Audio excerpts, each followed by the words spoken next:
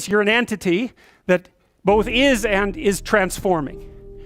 You want to be the useful person at the funeral. How's that for a goal? That's a good goal, man. You know that you've got yourself together in a situation like that because you're going to be at them. And maybe you want to be the person on whose shoulder people cry. That'd be a good goal. And it's kind of, I don't like being naively optimistic. So when I tell you to get your life together, I'm not going to say roses and sunshine. It's like that's pablum for fools. But it really is something to be the reliable person at a funeral, right? And you can aim at that. You can do that. You got to be tough to do that because it also means that you can sustain a major loss without collapsing. And that you've got to be a monster to do that, right? Because you might think, and I've had clients like this, well, I love my child, I love my mother so much that I couldn't survive if anything happened to them. It's like, you have some serious thinking to do about that. It's like, you really want to curse someone with that kind of love, do you? I couldn't live without you. It's like, my God, get away from me. Really. It's terrible. That's the Oedipal mother, right? That's like, I'll forgive you no matter what you do. It's like, really? No matter what I do, eh? You are not my friend. That's for sure. Not at all. It's a horrible thing to do to someone. That's the witch in the Hansel and Gretel story. All gingerbread and outside to the lost kid. Inside, you feed them candy and make them fat and eat them. Right, that's Hansel and Gretel. That's the Oedipal mother. That's one of Freud's major discoveries. It's a major discovery. It's like the devouring force of love. You want the person to be able to stand on their own, and the price you pay for that is that you stand on your own. It's like, good to have you around. I'm glad you're here. But if tragedy, if and when tragedy strikes either of us, I hope that one of us is standing when it blows past. And that there's a harshness about that that's unbelievably cruel, because you say, well, if my mother died, I could live. Well, what kind of monster are you exactly? The death of your mother doesn't do you in? Well, it turns out that being a monster is the right thing. So, and that's a rough thing to learn, but it's necessary to learn. Well, you can think about the world this way. You can think about it as your orderly little plan. That's a place, and you can think about it as the place that things that disrupt your plan comes from. That's another place. This is a bigger place than this, because there's an endless number of things that can disrupt your plan, and only a tiny number of them that can, that will help you work it out. So part of the question then too is like, are you the friend of your plan, or are you the friend of the thing that disrupts your plan? And I would say you should work to become the friend of the thing that disrupts your plan, because there's a lot of that. And then if you become the friend of the thing that disrupts your plan, then you start to develop strength in proportion to the disruptive force. And that's really what you want. You want to be able to implement your plan, obviously, but you want to be able to take on the consequences of error and learn from it. And then you win constantly, because even if something goes sideways, you think, there's something to be derived from this. That's wisdom, fundamentally.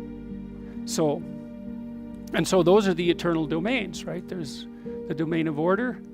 That's a snake, by the way, and that's a domain of chaos. And that's the world. And maybe you're in the order and maybe you're in the chaos, but those can flip on you. And maybe you shouldn't be in either of those places. Maybe you should be right in the middle.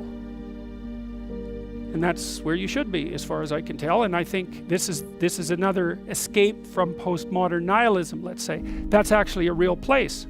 It's not metaphysical, or maybe it is, but it's metaphysical if metaphysics is more real than physics. And you can tell when you're at that place, because that's a maximally meaningful place. And you drift in and out of it all the time in your life. And when things are really bad for you, you're not there hardly at all, right? Because everything's overwhelming you, or the things have become sterile. But if you watch your life, even over a week or two, you'll see that now and then you're there. You stand up straighter, right? Because you're in the right place at the right time. You think, aha, I got the forces of chaos and order properly balanced. It's unstable and it'll fall apart on you. But you can practice bringing things together continually, and then you can end up so that you're there more often than not. And then that's a meta place. It's not a place, it's a meta place. And it's a place that you can be in all places.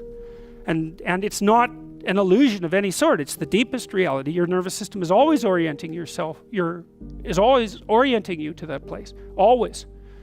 And that's because it's a real place. That's another way of thinking about it. Well, that's the normal world. That's the garden with the snake in it, and that's chaos. That's the chaos that arises when your plans collapse, right? That's the world and the underworld. And so the underworld's always there, and it's lurking beneath everything. It's like the figure of the shark in the Jaws poster, right? There you are, swimming at the top. There's that terrible thing underneath that can come up and pull you down. That's the world. So you need to be able to operate here, and you need to be able to operate here. And when you operate here, well, that's when you rescue your father from the belly of the whale. That's when you go down, you see, when you're down in chaos and you don't know what the hell's going on, you have to rediscover the values that have oriented people forever. That's what you have to discover. So for example, when I'm dealing with people who have post-traumatic stress disorder, and they've usually encountered someone malevolent, they have to relearn the description of good and evil. Because if they don't, they have no framework. They're lost. They think, well, there's malevolence afoot in the world. And I'm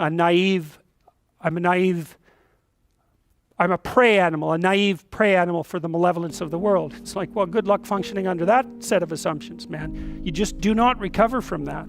You stay at home in your burrow. That's what you do.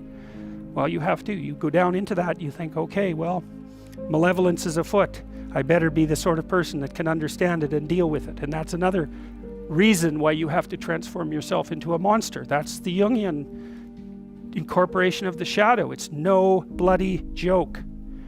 Because the only thing that a monster won't mess with is another monster. And you might say, well, I don't want to transform myself into a monster. It's like, you don't have a choice.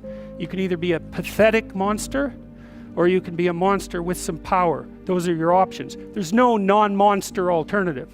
Weak or strong. And I don't mean strong like dominating tyrant strength. That isn't what I mean at all.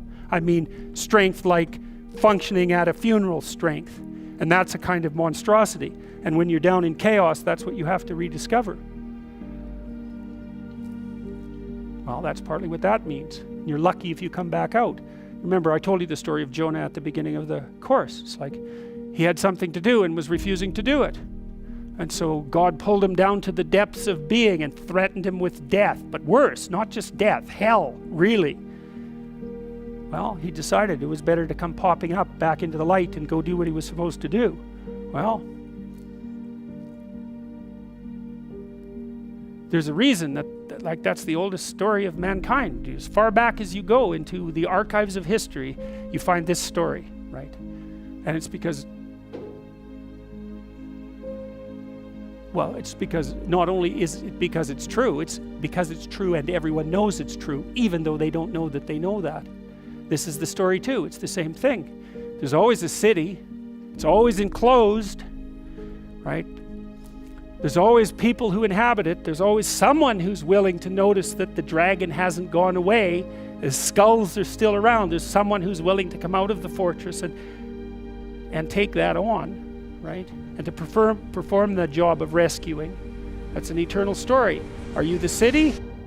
Are you the dragon? Are you the thing that engages voluntarily in combat with what lies outside your range of safety? Because that's what that image represents. That is the monster amalgam, symbolic amalgam of all that which lies outside your realm of safety. You want to be safe? Forget that, right? That's not in the cards. You're not going to be safe. Well, then you have to be meta-safe. And that's way better, because then you're not safe, but you know how to cope with danger. Well, fine. That solves the problem. And maybe it's even a better solution, because if you're safe, then you just have to stay in your burrow. But if you can confront danger, then you can go wherever you want and you can have an adventure. And maybe that's what you need to do, is to go out and have an adventure. So you don't even want safety, because how exciting is that? Dostoevsky said very clearly, let's say we made you perfectly safe. All that you had to do was eat cakes and worry yourself with the continuation of the species. What would you do? You'd smash it all down as soon as you possibly could, just so you had something interesting and challenging to do. So you don't want safety. You want to be able to cope with danger. That's a whole different thing. And this isn't, again, metaphysical. The clinical data on this is clear. When you treat someone for an anxiety disorder like agoraphobia, you do not get rid of their anxiety. You make them braver. That's way better. There's no going back. Like once you're agoraphobic, your heart's not doing the, it's missing beats now and then. It's like death, like the crocodile that's got the clock in its stomach. Death is after you. There's no going back to naivety. You don't get to be safe ever again. Well, so what happens? You get to be stronger. Well, hey, turns out that's a better bargain anyways.